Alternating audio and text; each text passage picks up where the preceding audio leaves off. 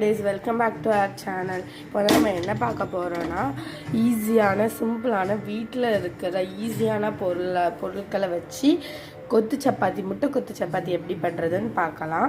அதுக்கு முதல்ல ஸ்பூன் எண்ணெய் ஊற்றிக்கலாம்.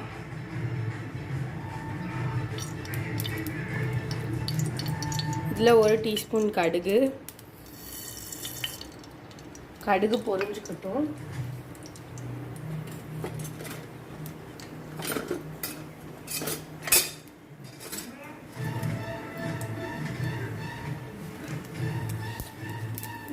கடுகு பொரிஞ்சோன்னா அதில் ஒரு பெரிய பல்லாரி நான் நறுக்கி வச்சுருக்கேன், அதை சேர்த்துக்கலாம்.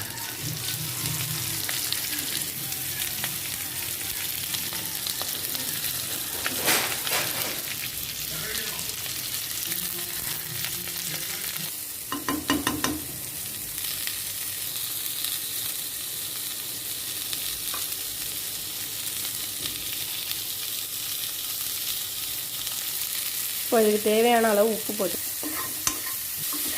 இப்போ இதில் நம்ம உப்பு போட்டுக்கிட்டு நல்லா கோல்டன் ப்ரௌன் கலர் வர வரைக்கும் வதக்கணும். இது கோல்டன் ப்ரௌன் கலரில் வந்தாலும் ஓகே தான், கண்ணாடி பதத்தில் வதக்குனாலும் ஓகே தான். இப்போ இதில் ஒரு மீடியமான சைஸ் உள்ள தக்காளியை இப்போ இது நல்லா கொதிச்சுட்டு இப்போ இதில் 2 முட்டை சேர்த்துக்கலாம்.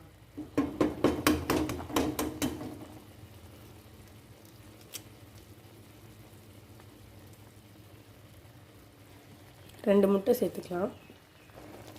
இப்போ நான் முட்டையை சேர்த்துட்டேன். இப்போ இதை நம்ம நல்லா கிண்டி விட்டுக்கலாம்.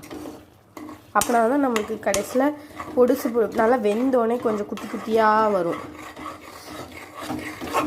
இப்போமே கிண்ட ஆரம்பிச்சிடணும். மசாலா வாடெல்லாம் நம்மளுக்கு போயிட்டு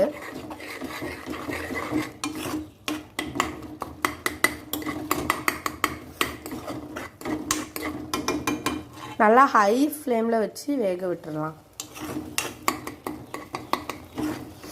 உங்களுக்கு நீங்கள் 6 சப்பாத்திக்கு 5 முட்டைனாலும் சேர்த்துக்கலாம். எங்கள் வீட்டில் நாங்கள் 2 பேர் தான் சாப்பிட்றோம், அதனால் 5 முட்டை சேர்க்கலை, 2 முட்டை சேர்த்துருக்கேன். இப்போ இது நல்லா முட்டை வெந்துட்ட இது மாதிரி தெரியுது. அதனால் நம்ம இப்போ 6 சப்பாத்தியை ஸ்லைஸாக கட் பண்ணி வச்சது இதுக்குள்ளே சேர்த்துக்கலாம்.